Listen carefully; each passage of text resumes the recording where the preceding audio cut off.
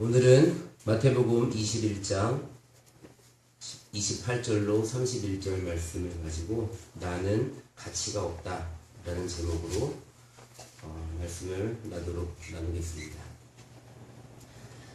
먼저 우리 이렇게 모인 좋은 만남 교회 모두 위에 오늘 주신 하나님의 말씀의 깨달음이 함께 하시기를 성부와 성자와 성령의 이름으로 축원합니다.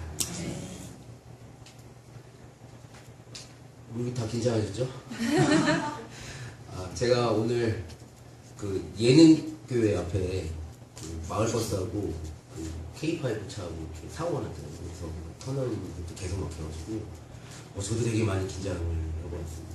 그래서 박 목사님 너무 긴장하신 표정으로 저를 맞아주셔서 사실 제가 더 긴장했었는데 설교진을 하셔야 할 뻔했다고 늦어서 죄송합니다. 한 10분, 50분에 왔는데 하여튼 그런 일이 없어야 되는데 사람이 다치진 않았더라고요. 마을버스가 K5 옆을 쳤던데 다치지 않은 것 같아서 다행이라고. 오늘 여러분들과 나는 가치가 없다 충격적인 말로 좀 시작을 할 것 같습니다. 살 가치가 없는 생명 어떠세요? 살 가치가 없는 생명 좀 자극적인 표현입니다. 그리고 일반적으로는 살 가치가 없는 생명이다 라는 말은 사용하지 않습니다. 그리고 특수한 어떤 경우가 되면 이 의식적으로 이야기하지 않고 저 무의식적으로 또는 저 마음 내뱉지 않는 말로 저 살 가치가 없는 생명 이렇게 사용하지 않고 저 안에만 담고 있는 내용인데, 그리고 이 살 가치가 없다라는 생명이 자신에게는 절대로 사용하지 않는 단어입니다. 물론 이게 정말 살 가치가 없는 생명이라는 단어를 자신에게 쓸 때는 정말 극단적인 경우가 되겠고, 그런데 이게 되게 재밌는 게 이 살 가치가 없는 생명이라는 게 자기 스스로에게는 잘 사용하지 않는 단어인데, 어쩌면 아까 무의식이라고 얘기할지 의식이라고 얘기할지 어떤 측면인지 모르겠지만 살 가치가 없다라는 말이 나에게는 아니지만 나에게 피해를 주는 사람들을 향해서는 사용할 때가 가끔 있어요. 되게 분열되는 거죠. 자기는 자기한테 사용하지 않지만 남에게는 사용할 때도 있고 사용하기 되게 두렵기도 하고. 그런데 1920년에 독일에서 이 살 가치가 없는 생명이라는 단어가 사용된 서책자가 하나 발간됩니다. 1920년 독일에서 살 가치가 없는 생명의 제거에 대한 승인, 그러니까 살 가치가 없는 생명을 없애는 것들을 어떻게 승인할 것인가 라는 서책자가 나옵니다. 이 저자는 독일의 유명한 독일의 형법 전문가인 칼 빈딩이라는 사람이고요. 의료윤리와 관련된 문제를 연구했던 의학교수 알프레드 호헤라는 사람에 의해서 이 서책자가 발간이 됩니다. 이 책은 사실은 안락사 문제를 해결하기 위해서 나온 책입니다. 그런데 딱 제목을 들었다시피 이 단어, 이 책들이 다 잘못 사용되면 큰 문제가 생길 것 같은 느낌이 들죠. 살 가치가 없는 생명들을 어떻게 제거할 것인가, 그것을 누가 어떻게 승인할 것인가 라는 말이 되게 자극적입니다. 이 책의 내용을 한번 제가 짧게 몇 가지만 인용해 드리면 이런 이야기가 나옵니다. 그러면 우리는 한편으로는 인류의 가장 고귀한 자산의 어마어마한 희생과 다른 한편으로는 절대적으로 무가치할 뿐만 아니라 부정적으로 평가받아야 할 마땅한 존재들에게 낭비한 우리의 엄청난 정성 사이에 끔찍한 대비로 말미암아 망연자실하게 될 것이다. 사회가 가치 있다라고 얘기하는 사람들이 있는데 가치 없다라고 얘기하는 사람들을 위해서 우리가 에너지와 정성을 쓰는 것이 얼마나 끔찍한 일인가 라는 얘기가 책에 나옵니다. 27페이지에 나옵니다. 나중에 찾아보시기 바랍니다. 진정한 인류의 정반 대상에 불과한 자들의 살해를 법적으로든 사회적으로든 종교적으로든 허용하지 않는 것은 근거가 없는 것이다. 죽일 수 있다 라고 이야기합니다. 살 가치가 없는 생명을 제거할 수 있는 권한이라고 얘기하는 거죠. 그래서 그 책에는 뭐라고 나오냐면 이 살 가치가 없는 생명을 제거할 수 있는 권한이 일단 본인에게 있어야 되고요. 의사 또는 직계 가족에게 주어져야 한다라고 얘기를 합니다. 그리고 최종적 결정은 의사, 정신과 의사 및 판사로 구성된 국가위원회에서 내려져야 한다고 이 책에서는 주장을 합니다.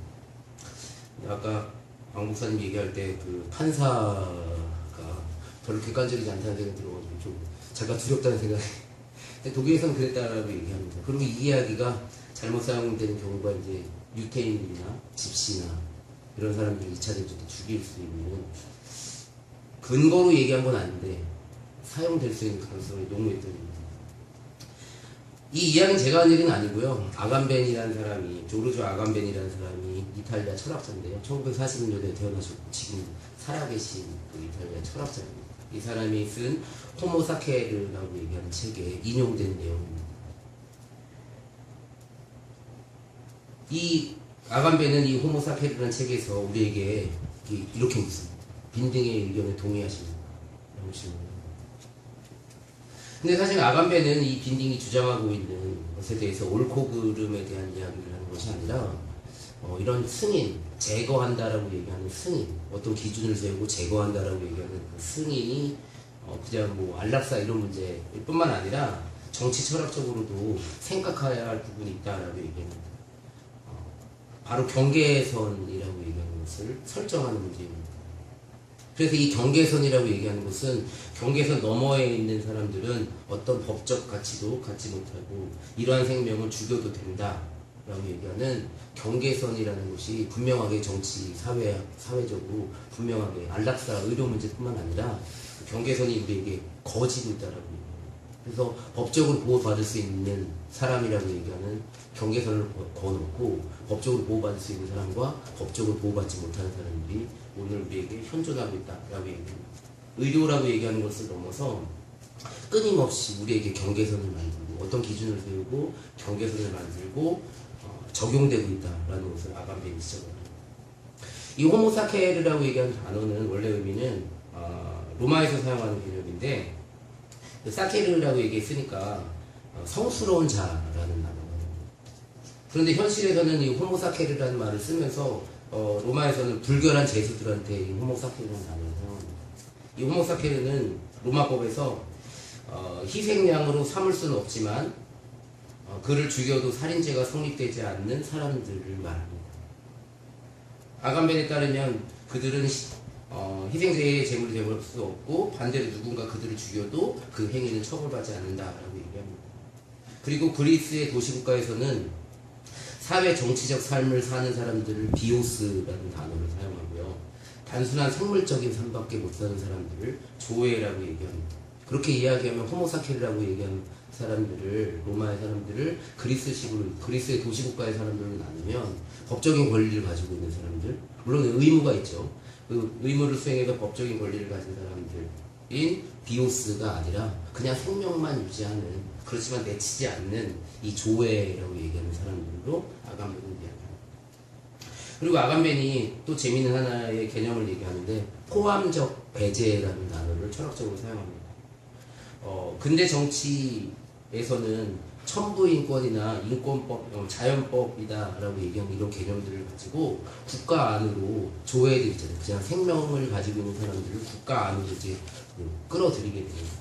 그렇지만 이 국가의 법안으로 들어온 조회들, 그냥 삶만 사는 사람들, 예전에는 그냥 그런 권리도 주어지지 않은데 모든 인간은 평등하다, 하나님이 평등하게 만들었다, 그것이 자연법이다라고 얘기해서 조회들을 불러들이는 것처럼 보이지만 그들에게는 사실은 정치적 권리라고 얘기하는 것은 주어지지 않습니다.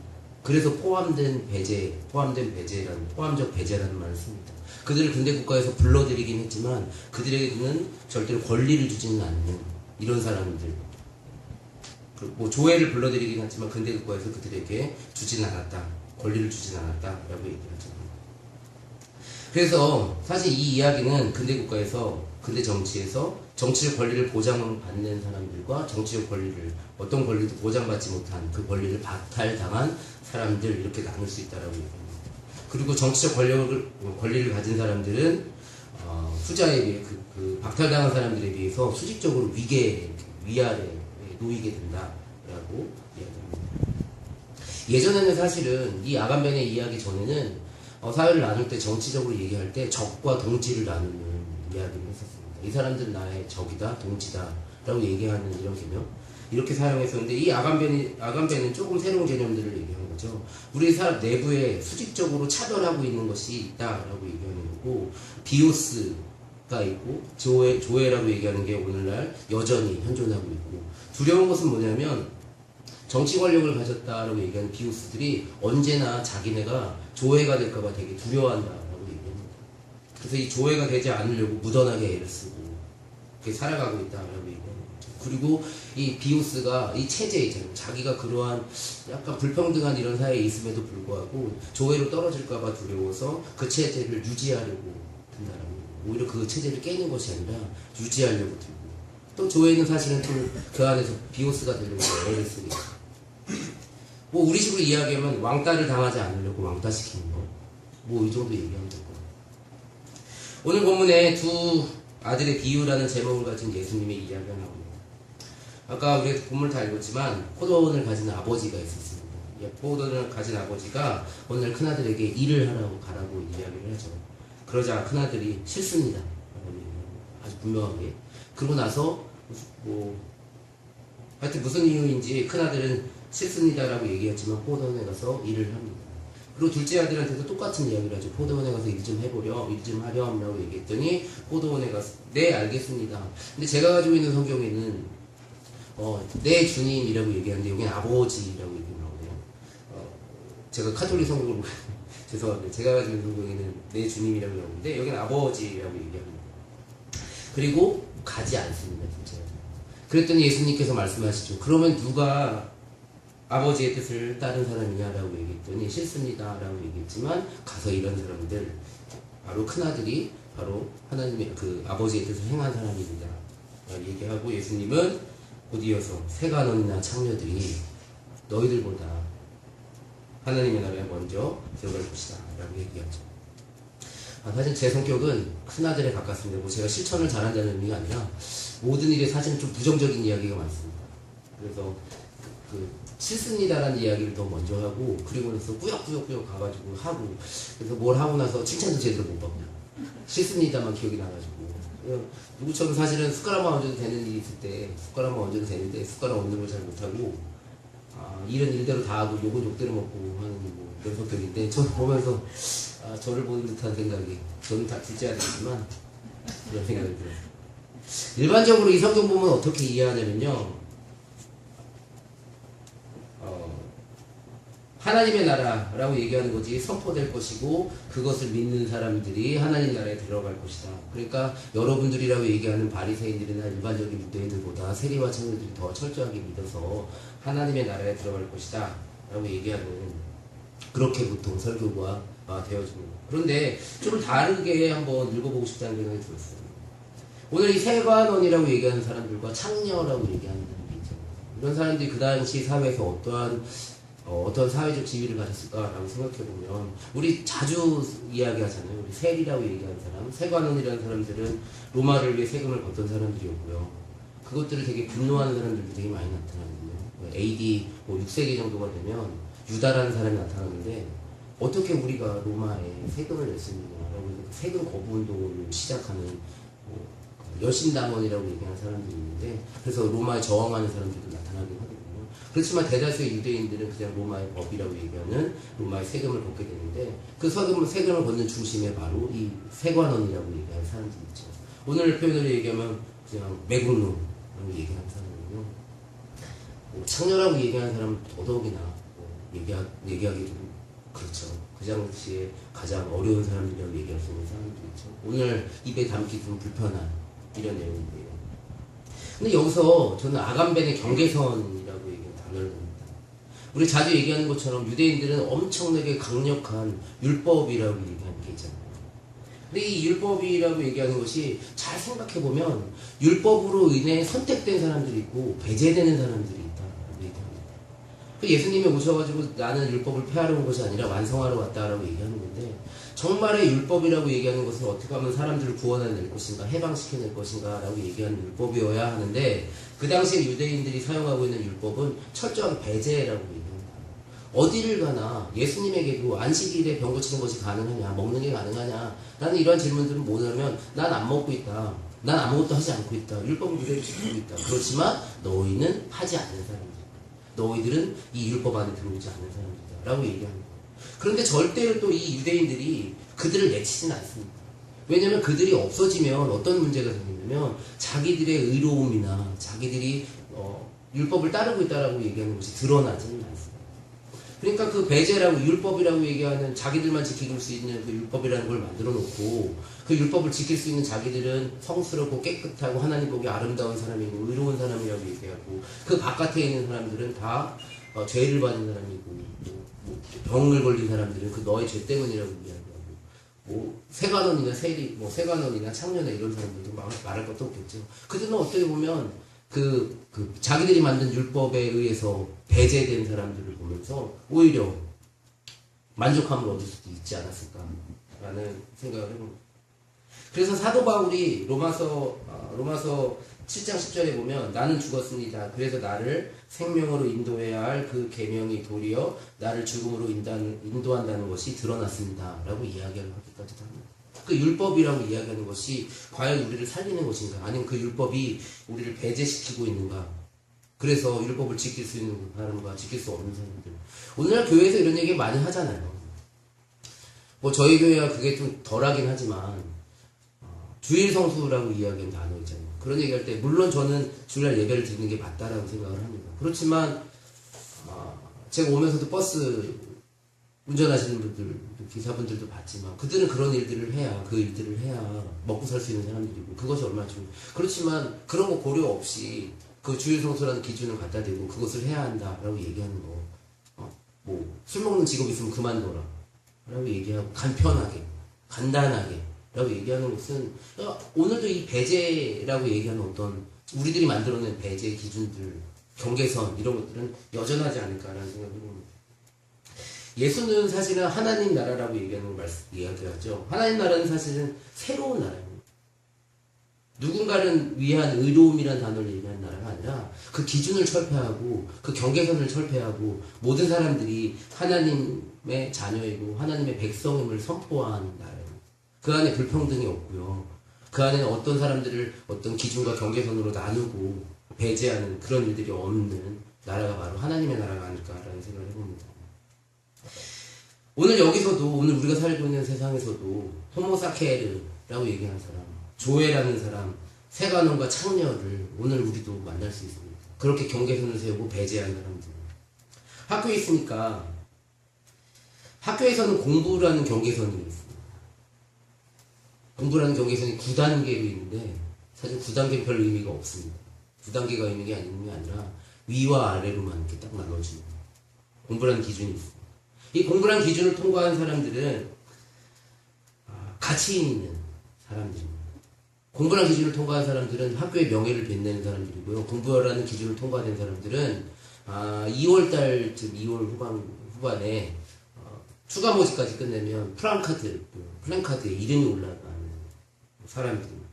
그 사람들을 위해 가치 있는 사람들을 위해 선생님들은 특별한 배려를 하고 학교에서는 특별한 교실을 준비해주고요. 특별하게 공부할 수 있는 공간을 제공합니다. 똑같은 능력 공부인데 이 기준을 통과하지 못한 사람들은 어떻게 되겠죠? 잘 아시겠지만 우리 그 창가 쪽 저 맨 뒤에 한 번쯤 여기 앉아보신 분 계시나요?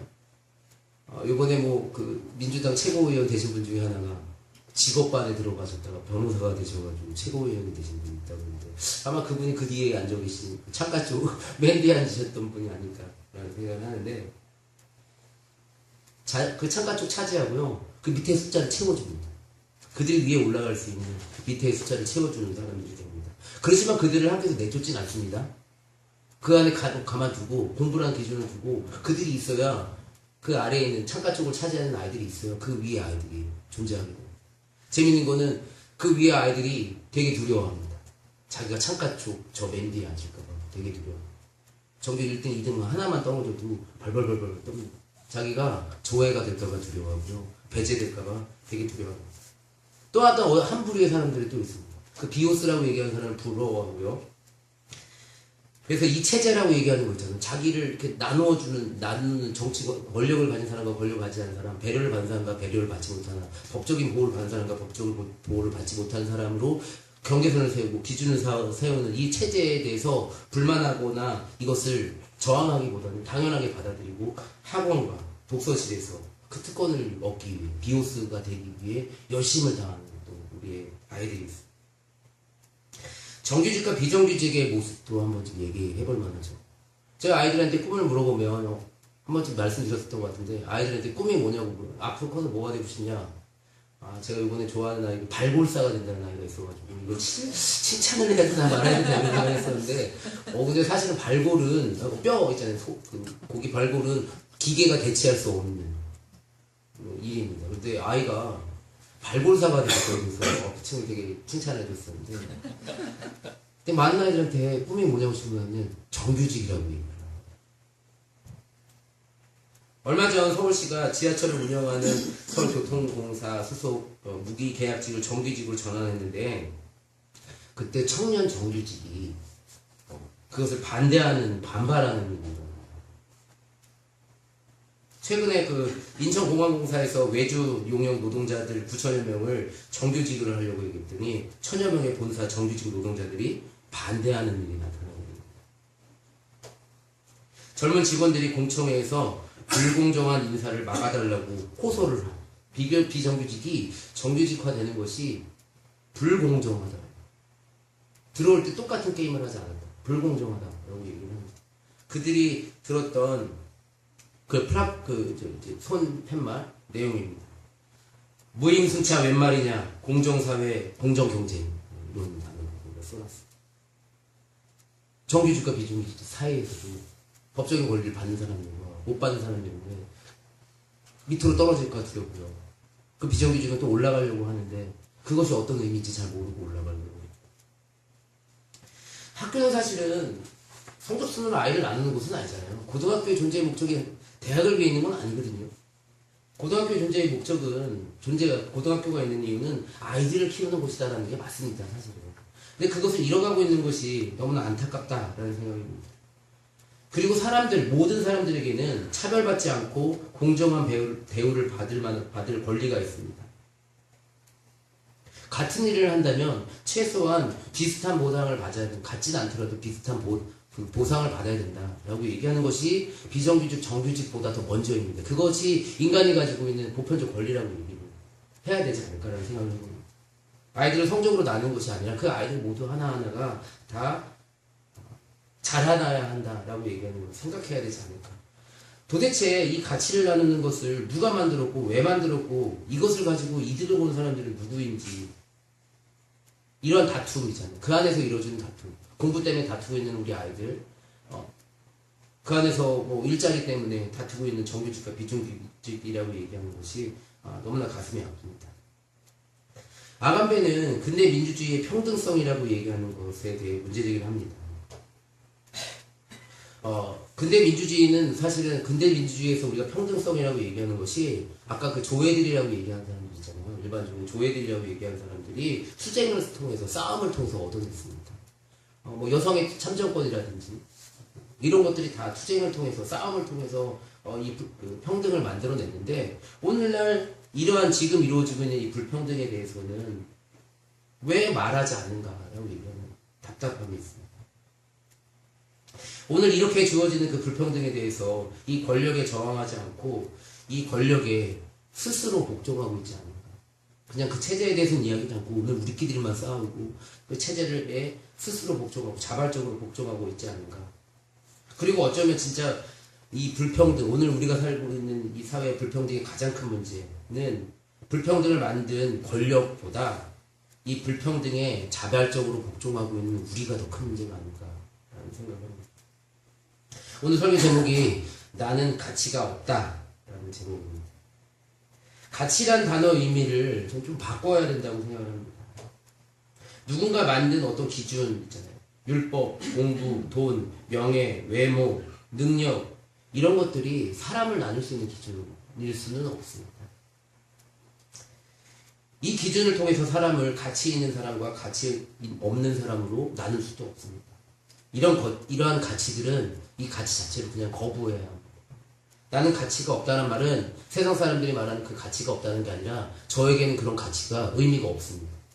왜냐하면 저는 박성중이기 때문입니다. 누구와 다른 어떤 사람들과 같지 않은 어떤 기준과 가치로도 비교될 수 없는 박성중이라는 한 개인이기 때문입니다. 이 가치를 우리에게 강요하고 억압하는 그 권력들에 대해서 거부를 해야 된다. 가치가 없다. 그런 것은 가치가 없다. 그런 가치는 없다라고 우리가 선언해야 한다고 생각합니다. 그리고 다시 한번 말하는 것은 우리는 가치가 있습니다. 우리는 가치가 있다라고 얘기하는 것은 우리가 하나님의 뜻을 믿고 행하기 때문입니다. 하나님의 자녀이고 우리는 하나님의 백성이기 때문에 우리는 가치가 있는 것입니다. 세상 사람들이 말하는 그러한 가치들 때문에 가치가 있는 것이 아니라 그 기준들을 통과했기 때문에 가치가 있는 것이 아니라 우리는 단순히 그냥 하나님의 자녀이고 백성이기 때문에 우리는 가치가 있습니다. 베냐민은 지배 자체는 변하지 않았고 단지 지배의 구체적 양식만 변했다라고 얘기합니다. 정말 그런 것 같아요. 오늘 우리가 살고 있는 세상 속에 하나님의 나라는 한 번도 이루어본 적이 없는데 그러한 모습 있잖아요. 점점 좋아졌다라고 얘기하는 사람들 되게 많고요. 그런데 저는 자체는 변하지 않았다라고 봅니다. 그냥 드러나는 모습만 변했고 그 안에서 여전히 불평등하고 차별이 있고요. 억압이 있고 호모사케르로 세간원으로 공부 못하는 학생으로 비정규직으로 떨어질지 모른다는 공포를 이용해서 체제의 유지자들이 제안해왔던 세상에 가치 있는 존재들로부터의 유혹을 우리가 담대하게 뿌리쳐야 합니다. 그리고 오늘 우리는 하나님의 자녀임을 기억해야 합니다. 하나님의 평등의 뜻이 펼쳐지는 하나님의 나라를 위해 일을 해야 합니다. 우리를 인도하시는 성령 하나님, 그 성령 하나님께서 우리에게 동행하시고 하나님의 나라를 이룰 수 있음을 잊지 말아야 합니다. 오늘 왕국절 첫 번째 주를 지킵니다. 이것이 우리가 하나님의 나라를 말해야 하는 이유고 왕국절을 기념해야 하는 이유입니다. 오늘 이 말씀을 마치면서 우리는 모두가 가치가 있음을, 하나님의 자녀임을, 하나님의 백성임을 깨닫는 우리 모두가 되기를 주님의 이름으로 축원합니다. 아멘.